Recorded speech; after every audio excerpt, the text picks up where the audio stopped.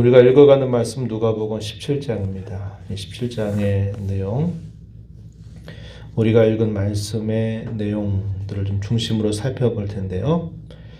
우리가 읽지 않은 20절부터 마지막 절 내용에서는 하나님의 나라가 언제 임하느냐라고 물었던 질문에 대하여 먼저 예수님께서 말씀하시기를 하나님의 나라는 이미 너희 안에 있다. 하나님의 나라가 이미 임했다라는 사실을 이야기합니다. 그러면서 장차 완성될 하나님의 나라의 모습에 대해서 이야기하면서 어떻게 될 것인가에 대한 말씀을 전달해 주십니다.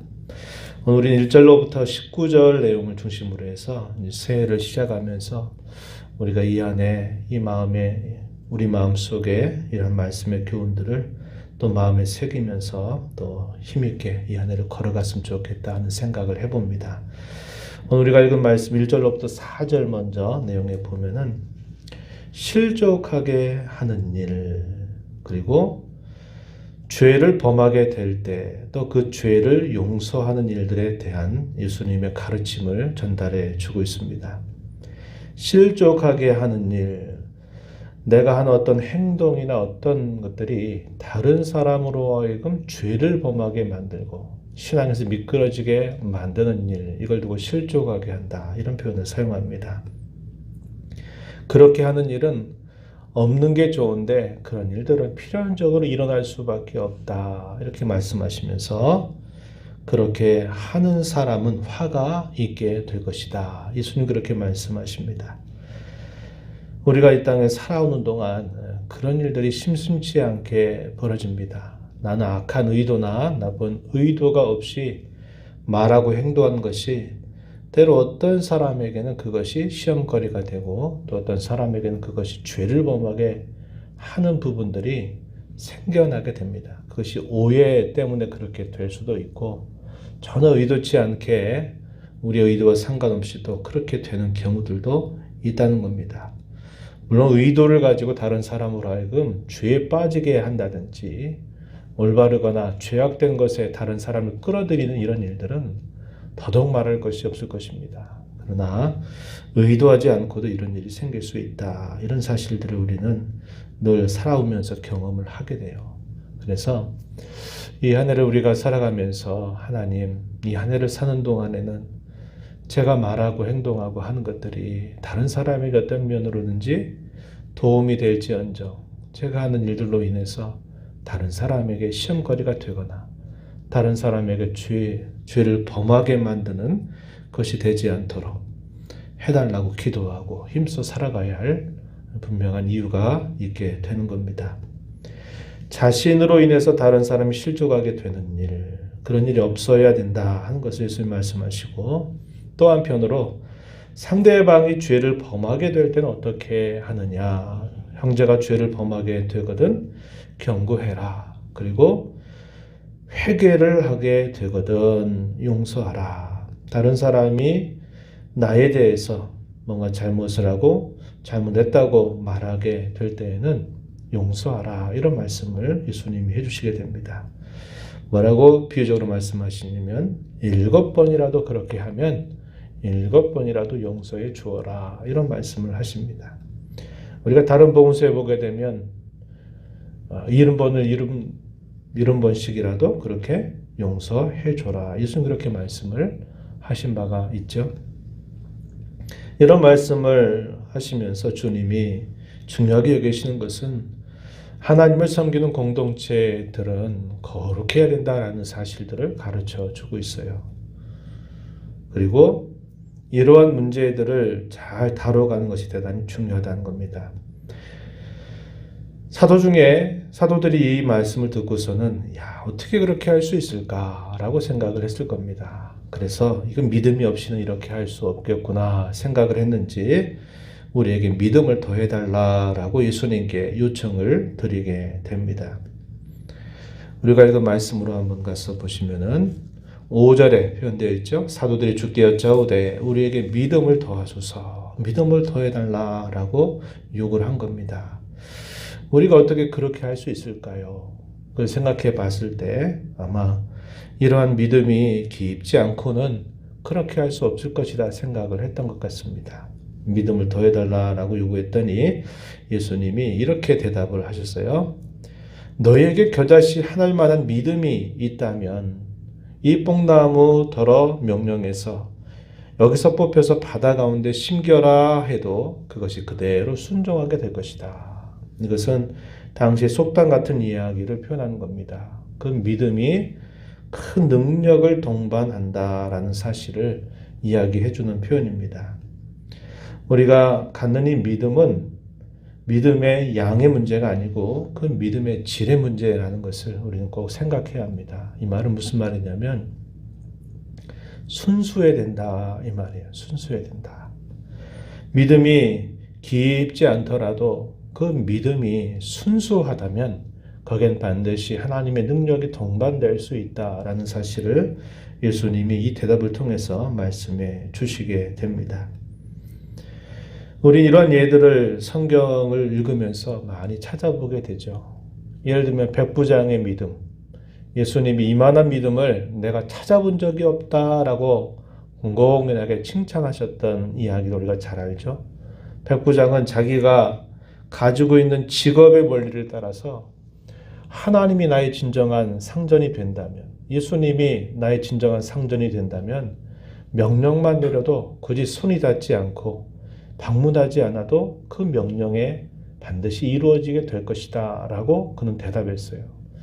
예수님이 저희 집에 오실 것을 제가 감당하지 못하겠습니다. 다만 말씀만 해주세요. 그러면 그렇게 될 것입니다. 저도 많은 부하들을 거느리고 내가 상관으로서 명령을 내리기만 하면 그 명령에 따라서 다 부하들이 다 움직여서 그 일들을 이루게 한다면, 하물며 예수님이 진정한 하늘의 상전이 되신다면 예수님 말씀만 하셔도 되니 굳이 방문하실 거 없습니다 라고 이렇게 답변을 합니다.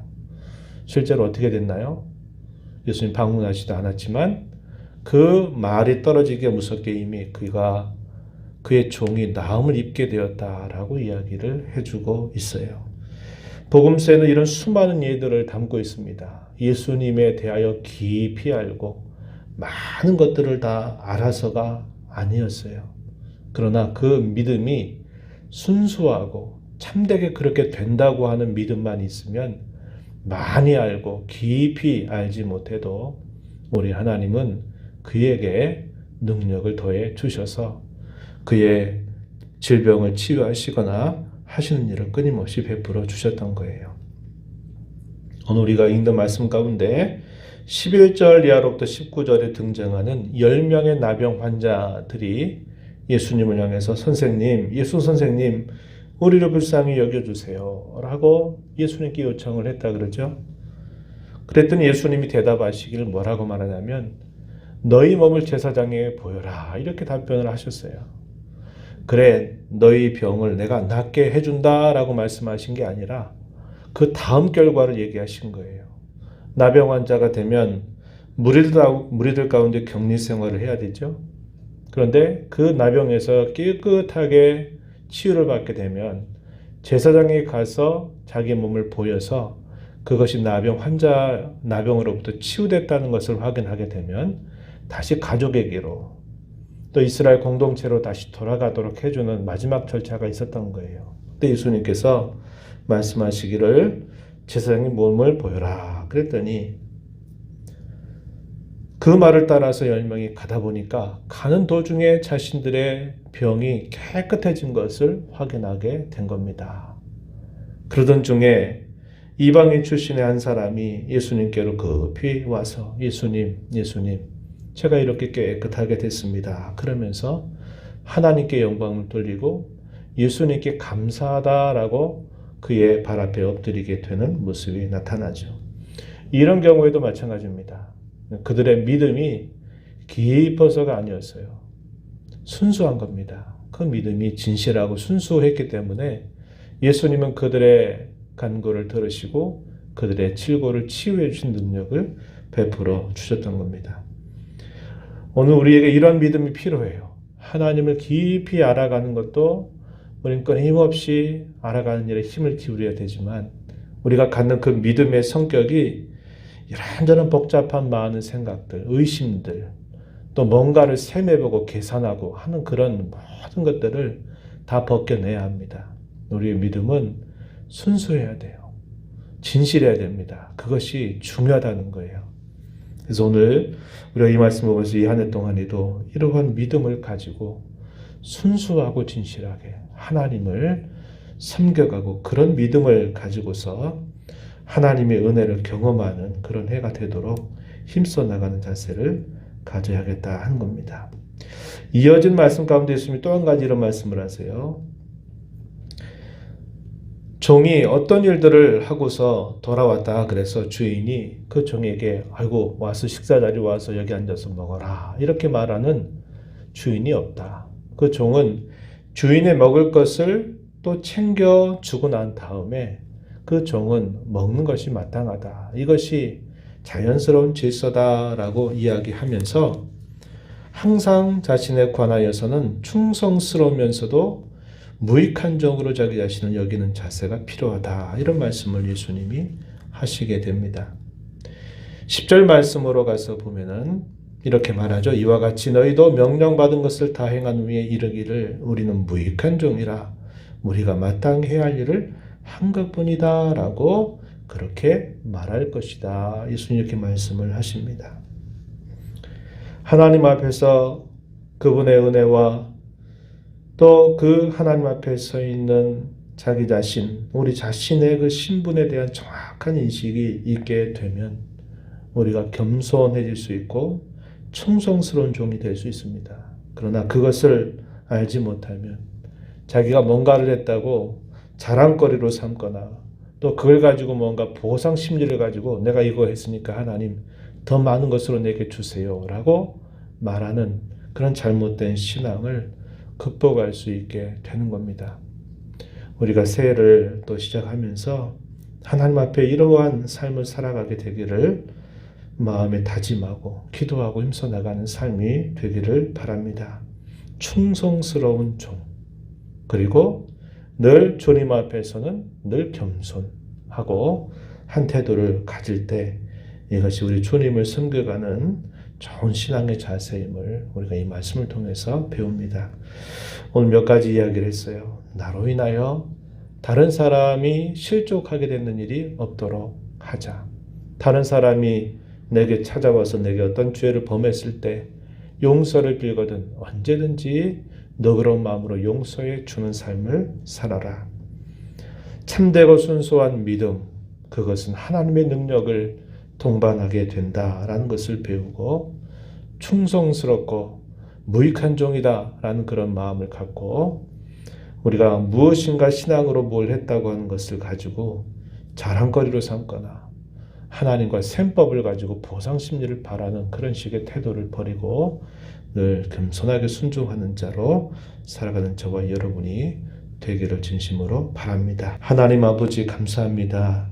이 새벽 시간에도 저희들을 깨워주셔서 또 이 하루를 주신 하나님 앞에 나와 찬양을 드리며 또 주의 말씀을 읽고 듣게 하시고 또 기도하며 이 하루를 살게 하심을 감사드립니다. 2022년 새로운 한 해 또 저희에게 주신 기회의 한 해로 여기며 주님으로 말미암아 희망을 품게 하시고 그 희망을 이루어가기 위해서 저희가 어떠한 마음과 어떠한 중심과 자세를 가지고 하나님을 섬겨갈지를 저희 마음에 다 새기며 이 믿음의 걸음 걸어가게 해주시기를 바라옵나이다.